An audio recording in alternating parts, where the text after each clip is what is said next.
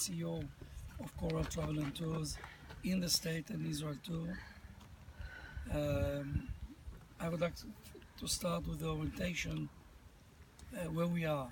Yeah. We are on Mount Bental.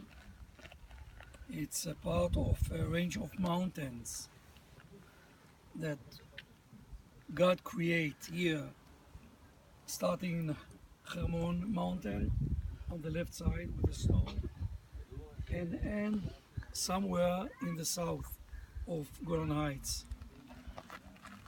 In front of us, going from left to right, on the left side, you cannot see it now, but it's not important, is the Druze villages all over that we went through.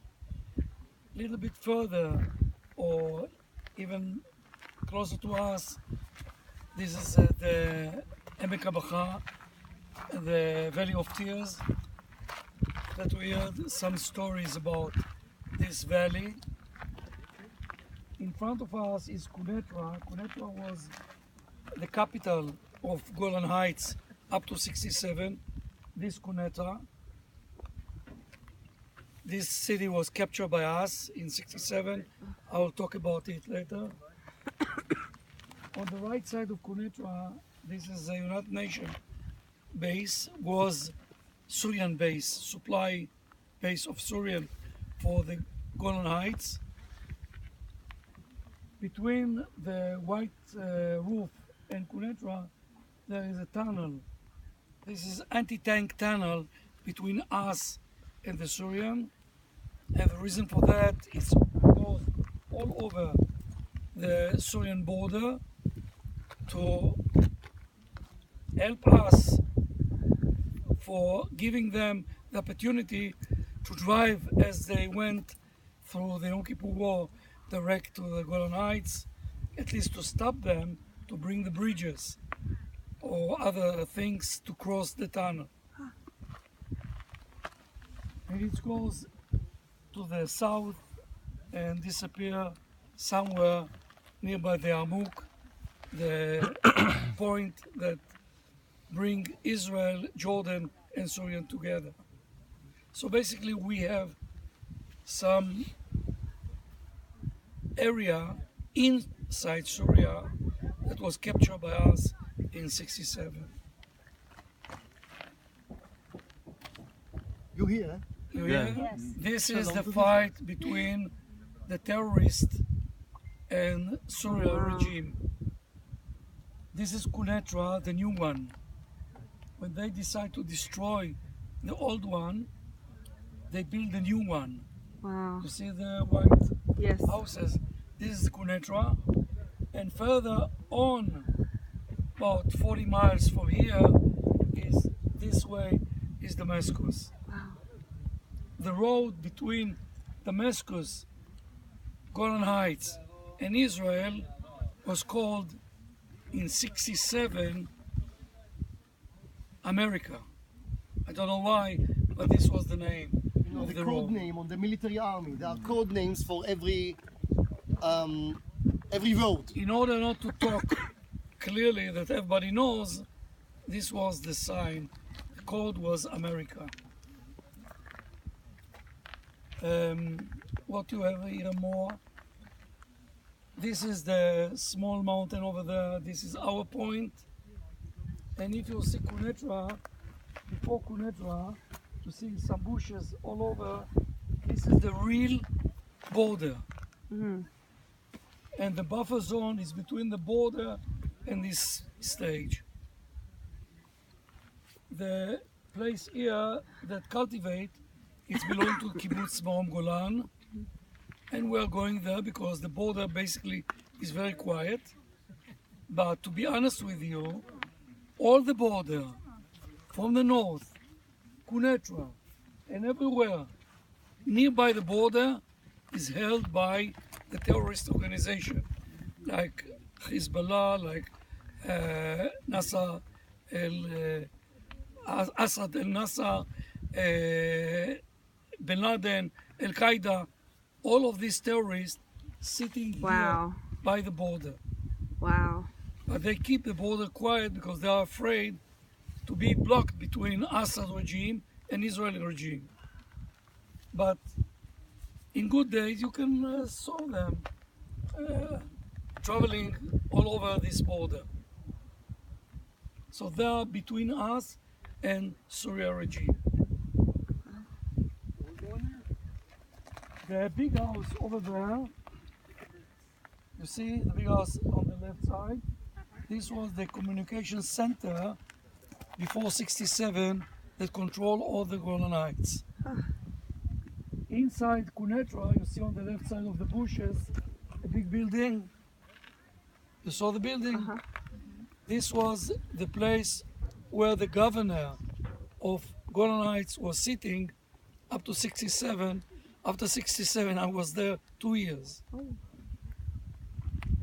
So this is very important building that we captured, and we stayed there up to the time that we gave it back to the Syrians. Wow. Now going to tell you about my own story. I would like you to know, guys, that I try to share with you my testimonial, not because I would like to talk about my life. It's because I would like to tell you what a young boy, maybe a little bit older than, did and did whatever for his country. Yes. Me and Ron is the same.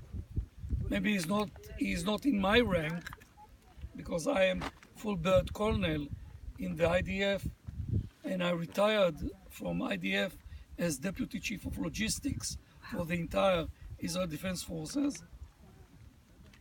But he did his share, as everybody in Israel do his share. Yes. I have a wife, dearly wife. She was in the army, a major. I have kids, 4 kids. All of them were officers. Awesome. One a paratrooper, one like a Mossad, and another 2. One was in how is it called? Chinuch, educational, and one was boy camps. She trained the boys out to the basic training. Yeah. So all my family was in the army due to the fact that in Israel, the boys need to serve 3 years at least, 3 years, and girl 2 years. My family do their term, and they decided to go out, but they did it. Yes. So I was born in Israel. I was born in Israel a while ago, in 1945. Immediately you can make the calculation. In February I will be 72. Wow. And I served in the Israel Defense Forces up to 1985. 1985, as I was able to leave to go to a retirement. And that's what I choose to do. In a minute I'll go backwards. And I ask myself what I should do more for my country. And I decide to bring Jewish people to the land. Yeah. And I will go back. So I entered to the Israel Defense Forces in 1962. 1965, when my time was over, I was an officer, paratrooper infantry officer. And I asked myself then what I should do to my country, and I decided to take it as a career. And I stayed in the army, and when I was 21 years old, take into consideration 21 years old, I entered to the 6-Day War. You learn the story from about 6-Day War from Ron. I can tell you that I look on the enemy eyes for my eye. I saw them, I fight against them, and unfortunately I killed them. But that was my life, to protect my land. I entered to the Six-Day War as a paratrooper company commander in Sinai Peninsula. I had those days 64 kids, same age, 19, 18, 20. And I have a mission to keep my country safe and to bring all my kids back home. Yeah. But don't forget, on this stage, I was a man, so-called a man, with a lip, with a milk on my lip. Yeah. What I know about war, what I know about life.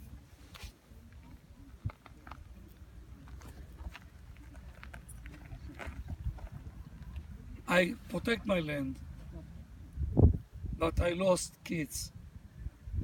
I remember when we enter to a city zone and we need to clean it from the Egyptian army. And it was a building, so I divide my company to a teams, small team, and we need to run on the corridor and then break the door and enter inside and shoot inside and go from door to door, from room to room. It was my turn to enter to a room and I break the door with my rifle. And as I was ready to jump inside, a small, short, even less than me, jumped before me. He came from another room that he just finished. And you know, when you are in the battlefield, you have no fear. You want to do the job. As he jumped into the room, he got a bullet in his forehead and he fell into my arm. 2 words he said, Ima, Ima, mother, mother. Oh. And he died. This was the first man that I lost, not the last one. And I remember when the Six-Day War was over, a couple days, we have a target, a mission from our commander that the commander in the field should go to the parents' house and talk with the parents and tell them the story. And I went to the north of Israel, Kfar Atta, and I remember I went no problem, but when I stood on the doorstep, I was concerned to knock on the door. I can say today I was afraid. The war was over, no braveness. I mean, you need to go inside to talk. What I should say to the parents. They immediately will ask me why I came back and not the son. And what kind of answer I can give? I am the same age. But an order is an order. I knock on the door, and 2 Jewish believers open the door and ask me to come. They take me to the living room and bring food and say to me, eat. Don't talk, eat. They recognize who am I. And then they started to ask me questions. And I told them the story, and all of us start to cry. What can you tell mother about her son? Because she asked you what he said. What was his last word? What you did to save him? It was hard 2 hours. And I step outside. I pray to God that this will be the last war. Next war, I said, should be on the peace of Jerusalem. And that's it. It doesn't work. I went through a lot of wars. Personally, I was in Yom Kippur War, in Golan